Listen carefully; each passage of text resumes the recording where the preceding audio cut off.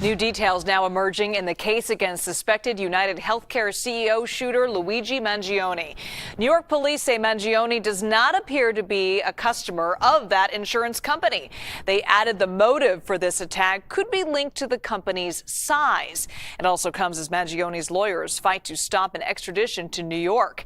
CBS News correspondent Lilia Luciano has been following this case from the very beginning. She has the very latest.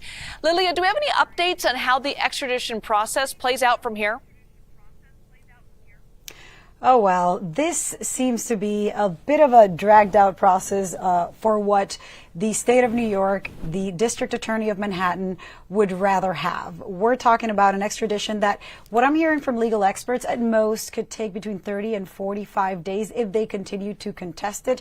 But the reality is that the next time that there are hearings on either the extradition or the bail for the suspect in Pennsylvania is December 23rd and December 30th.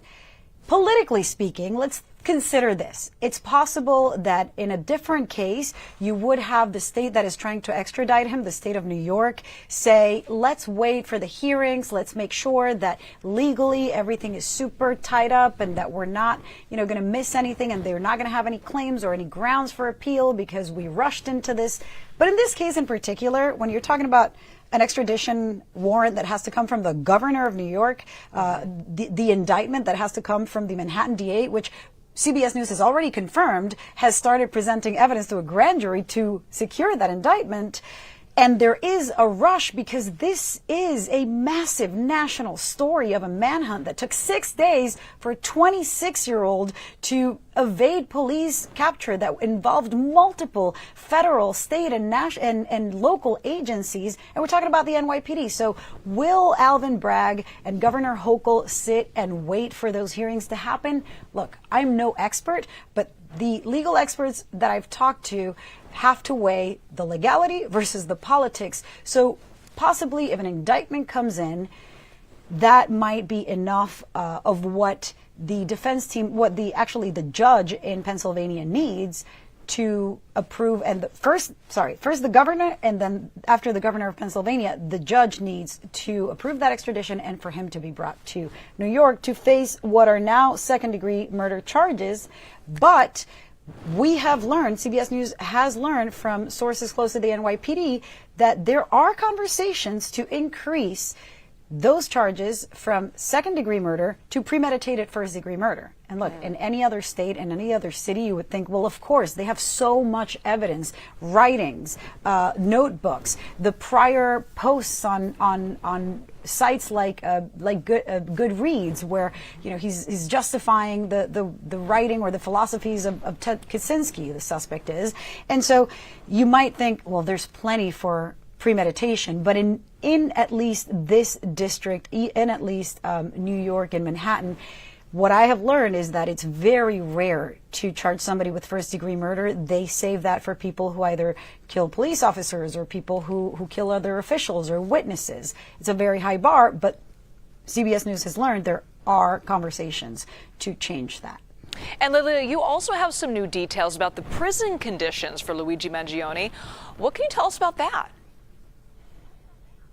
Yeah, I was able to confirm from the Department of Corrections. I was curious about, we're covering the story from right outside that prison.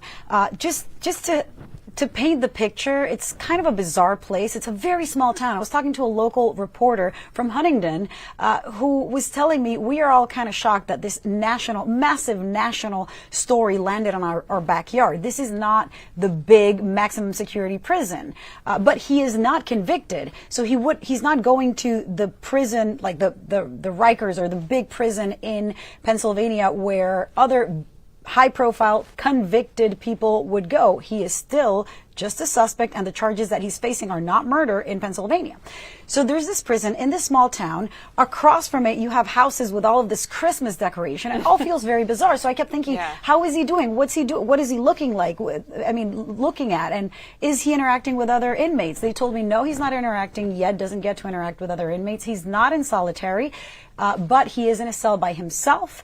He is not under suicide watch or any psychological order, and he has not been violent Also, NYPD says he has not made any incriminating statements to investigators while he is there.